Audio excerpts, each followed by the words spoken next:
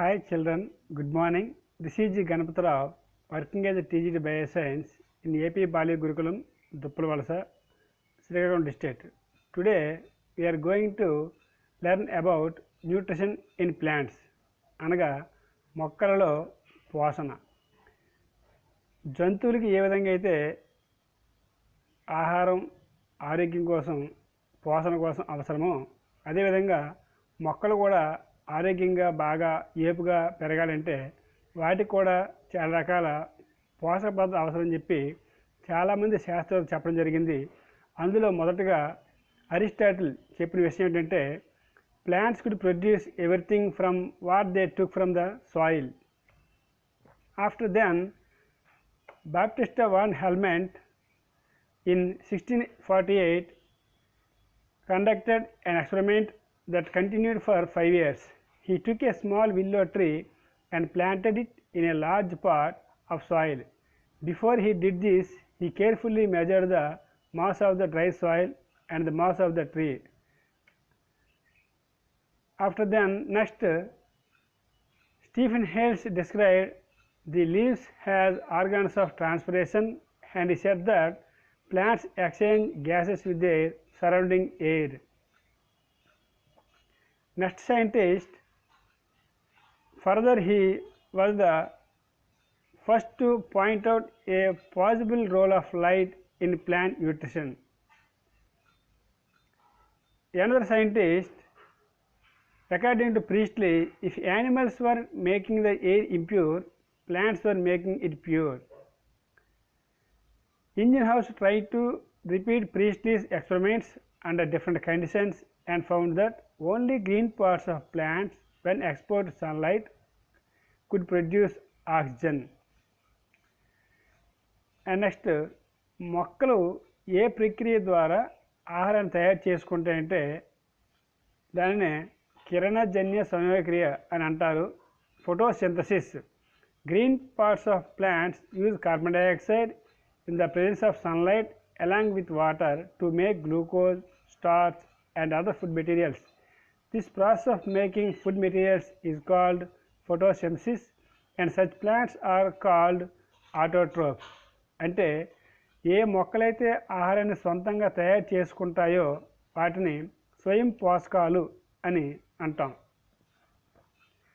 ఇక్కడ చూసినట్టుగైతే carbon dioxide plus water in the presence of sunlight and chlorophyll, it can produce glucose plus oxygen.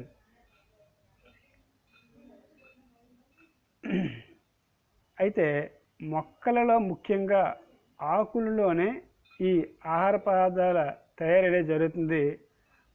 ఆ తయారీ కోసం మొక్కల్లో నీటి సరఫరా రవాణా అనేది పత్రరంధ్రాల ద్వారా జరుగుతుందని తెలుసుకోవడం జరిగింది. దాంట్లో భాగంగా what is tomato? Plants get water from the soil through there roots while the process of photosynthesis takes place in the leaves. Plants use carbon dioxide of air. The job is done by the leaves. The leaves have tiny holes through which the exchange of air takes place. Those holes are so minute you can only see them with the help of microscope. They are called stomata. ఇప్పుడు ఈ పటంలో మీరు చూస్తున్నట్టుగా ఇక్కడ పత్రరంధ్రాలు తెరుచుకోవడం మూసుకోవడం అనేది జరుగుతుంది. దీని ద్వారానే నీరు ఎక్స్చేంజ్ అనేది, నీటి ఆవిరి అనేది ఎక్స్చేంజ్ అనేది అవ్వడం జరుగుతుందని తెలుసుకున్నాం. తర్వాత it is through the stomata that the exchange of air in leaves takes place continuously. Plants produce sugar first, which is converted into starch and then other compounds as well. But plants need other nutrients elements to do photosynthesis. The main nutrients needed are nitrogen, potassium and phosphorus. Hence they are called macronutrients. And plants are many other nutrients also required. These elements such as zinc, boron, magnesium, molybdenum and etc. But these are needed only in minute quantities. Hence they are called micronutrients. అయితే ఈ విధంగా చూసేటప్పుడు మొక్కలన్నీ కూడా ఆహారాన్ని తయారు చేసుకుంటాయి. కానీ కొన్ని సందర్భాల్లో కొన్ని మొక్కలు తమ ఆహారాన్ని సొంతంగా తయారు చేసుకోకుండా ఇతర మొక్కలపైన ఆధారపడతాయి. అలాంటి వాటిని పారాసైటిక్ ప్లాంట్స్ అని అంటాం. దానికి ఉదాహరణ కస్క్యూటా.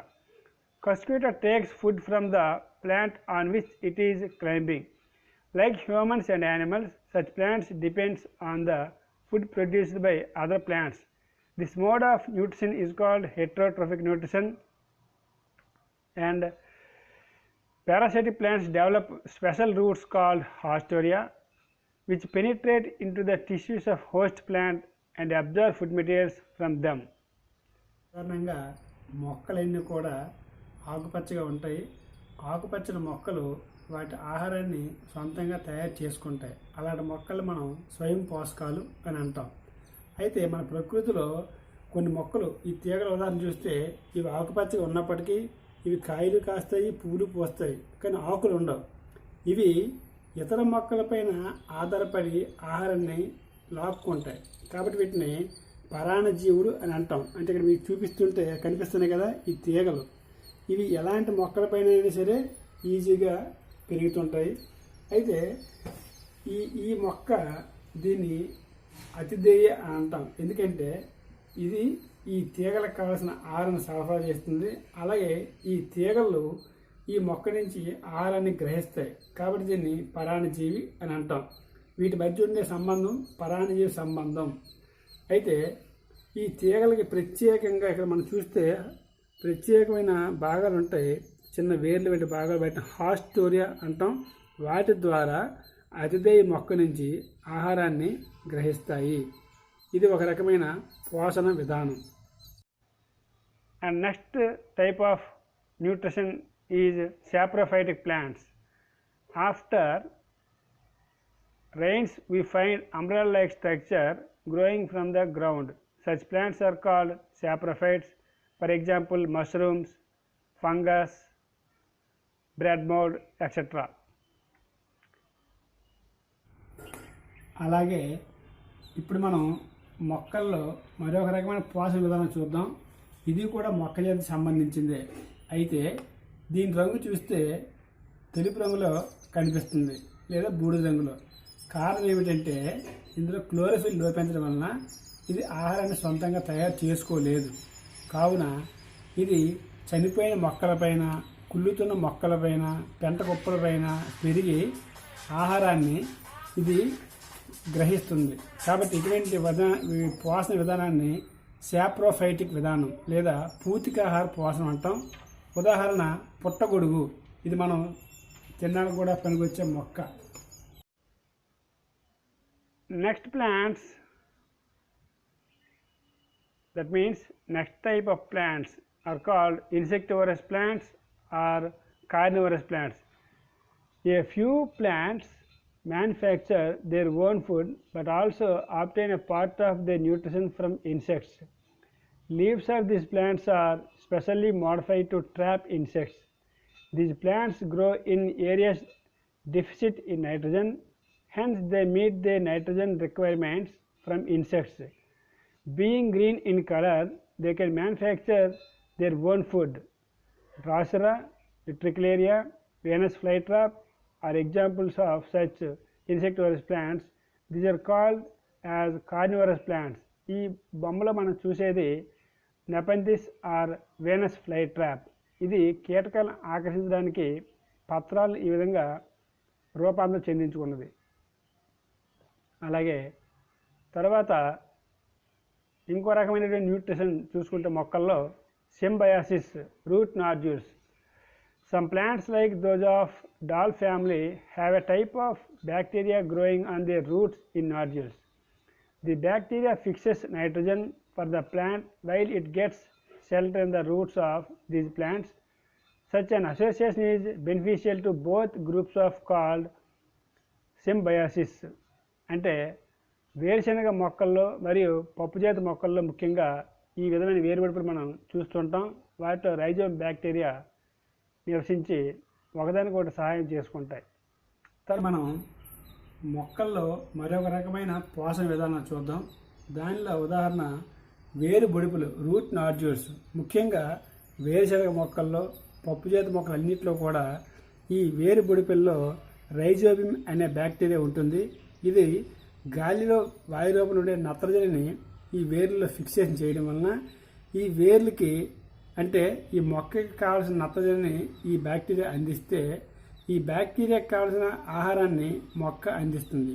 ఈ విధంగా రెండు ఒకదానికొకటి సహాయపడుతూ సహజీవనం చేసుకునే విధంగా పెరగడం వల్ల ఈ విధమైన పోషణ విధానాన్ని సహజీవన విధానం అని అంటాం. తర్వాతది బ్యాలెన్స్డ్ పారాసైటిజం. దీనికి ఉదాహరణ lichens. These are colonies of algae and fungi living together in a symbiotic relationship. These colonies are called as lichens. This relationship starts with the attack of algae colony by a type of fungus. It is an example of balanced parasitism. Then later, as large algae survive, they are given protection from intense light and conditions of drying up due to the presence of fungus colony. The fungus gets food from its partner. This is balanced parasitism. ఈరోజు మనం మొక్కల్లో జరిగే పోషణ అంటే స్వయం పోషకాలు, పరపోషకాల గురించి నేర్చుకోవడం జరిగిందని, అలాగే పరపోషణలో పూతికాహార పోషణ, పరాన్నజీవనం, అలాగే సహజీవనం గురించి కూడా నేర్చుకోవడం జరిగిందని, ఈ విషయాల గురించి మరి కొంచెం క్లుప్తంగా మీరు చదివి ఇంకెక్కువగా నేర్చుకుంటారని తలుస్తున్నాను. ఓకే, ధన్యవాదాలు అందరికీ.